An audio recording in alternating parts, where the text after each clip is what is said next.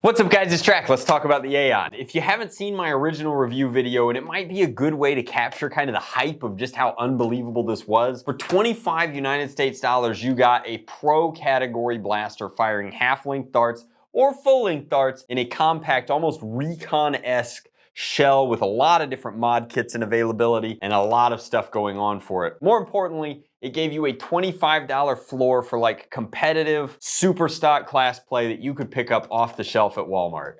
And they did it again.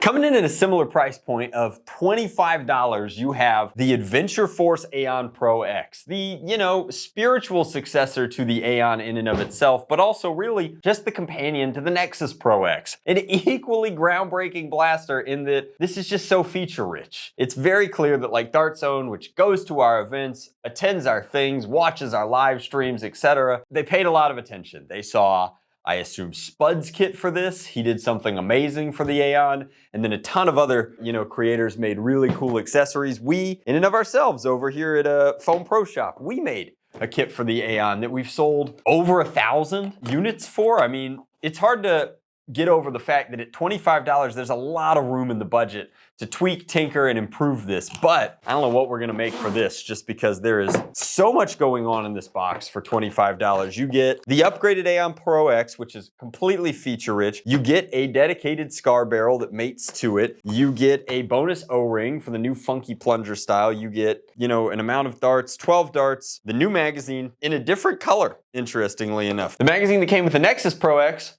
was orange. The magazine that comes with the Aeon Pro X is purple, which is interesting because the Nexus Pro X is purple. So why is the blaster not purple? Well, all I can say is that it probably came down to what color Walmart wanted. It's very interesting that they don't match. I think that just leaves us open to the possibility of recolors and reskins down the line in the future. Lots of potential there. Let's get this out of the package and just kind of take a look at all the accessories. You also get a pair of like halfway decent safety goggles. I can be really critical of safety glasses as a guy who wears impact rated safety glasses everywhere in every video that are extremely comfortable and fitted to me, but these are not bad. They're definitely not the ultra cheap, kind that you get at the doctor's office. They have a band, they have a nose bridge, they have adjustable ear things going on. Like they're not the 5-cent include. They're more like the 50-cent include, which when you consider the blaster still costs $25 is not a bad upgrade. I'll try not to be super duper critical of them because I think genuinely they are the best free safety glasses I've seen in a product in a very long time. Blaster itself feels so good in the hand just because it's using that standard mil-spec grip. Very clear that if we pop this off, I think that there's a way to add any grip that you'd like. Blaster has 4 rails on it, which makes it, again, hard to design a kit. One up top, one down here, one on each side. It's got the textured printing that we've come to expect on the Nexus Pro X, and it's hard to get over, like, you've got the Zuru style direct-to-product printing that's on everything now. You've got Hasbro doing the same thing with any licensing they can on any flat surface. This is an interesting kind of printing, it's just a little bit different. It's got depth, it's got texture. The carbon fiber feels like carbon fiber, and then each of these individual colors is a different height for the very Nexus Special Edition camo. Aside from the grip that we've already discussed, the 2 glaringly obvious changes to the Aeon are the stock attachment point, which is an in-strike standard stock attachment point that was not on the original Aeon. So now if you want to turn this into a pseudo primary, throw a Raider stock on it, it's easy peasy lemon squeezy. And then obviously the magwell is now dedicated half length with 2 forms of release. You've got the pull release and you've got the grab release. Both pretty tactical, pretty convenient. Let's throw one of these in. That's of course the Nexus mag, but then also, you'd be good to throw a Talon in as well if you needed a few extra shots. These are 12-round magazines. Seems to be the standard that they're going with right now. The Scar is easy to attach. If you want a little extra accuracy, it slides in just like that. I don't know if this top bit is does it? That's probably, I don't think that's designed to work that way. It would have been cute if this had flipped to attach here as like a storage thing. I suppose you could use the Nexus's storage for its Scar on the side if you wanted to, but at 25 bucks, this can't come with all of the accessories. It does come with a top sort of iron sight here if you need a little bit of assistance in the aiming. In the spirit of being fair, this is the cheapest iron sight I think I've seen on a product from Dart Zone, certainly from the Pro line. Does not hold up to the same level of quality that the blaster itself and all of the accessories do. It's hard to overstate just how good these magazines are. I mean, these are, if not as good as Talons, possibly better. The build quality, the knurling on them, the texture, like, you know, they took a look at Talons, they were like, we could do those harder, better, faster, stronger, and thank goodness, because like, this wasn't it. This was a Katana sort of knockoff that bled into Talon territory and never quite got where we needed it to be. This multi-magwell that came with the original Aeon was terrific. It was useful in a lot of different hobby blasters, and it blended all of the magazine sort of DNA together, but at this point I think that it's just very clear that the Talons have won the magazine war, so why not build a better battleship? Still have a safety here, safe on this side, F on this side for fire. That unlocks your trigger, and then maybe the last thing that's not quite as obvious at first glance is that if you looked at the original Aeon, it had, you know, first off it had the slop from being full length into half length, but barring that, it had a stiff prime on a grip that had no back strap for your hand. So you really had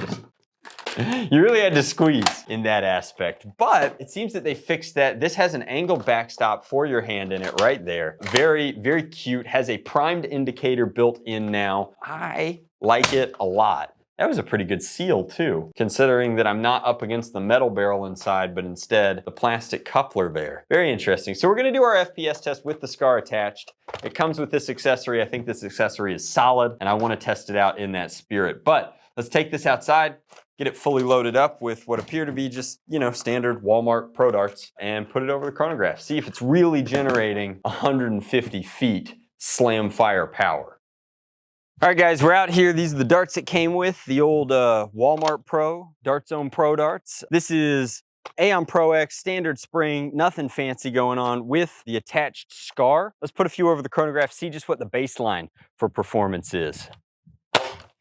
Sheesh, 158 FPS, duplicate 158, very consistent, 157, duplicate 157, so super tight. Let's pop the SCAR off and see what we're looking at there. Just because I'm curious what the FPS drop there is. We know that we're 158, 157 nominally. Is it not changing? Duplicate, 157, 157, 156. Okay, so with that in mind, I think that there's no reason not to install your SCAR on this product. It's clearly tuned and balanced for the SCAR as opposed to for the stock barrel. Just really cool stuff. Let's fire a few straight. Let's see. The light pole is about, I think it's a standard industrial light pole. At the base, I want to say it's 6 inches across. Let's see. We are 40 feet from it, about. Let's see if we can get one of 4 shots to hit the light post. That would just be oh so sick. No shoulder stock, just kind of eyeballing it. We'll use the iron sights, and it's got the SCAR attached.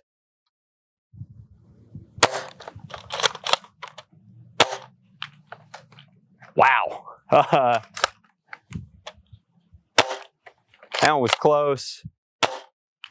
2 out of 4, not bad. No practice, no warm up. Feel pretty good about it. Definitely an accurate blaster. I went ahead and I grabbed some of the bamboo darts, put those over the chronograph. They tend to be a little bit lighter.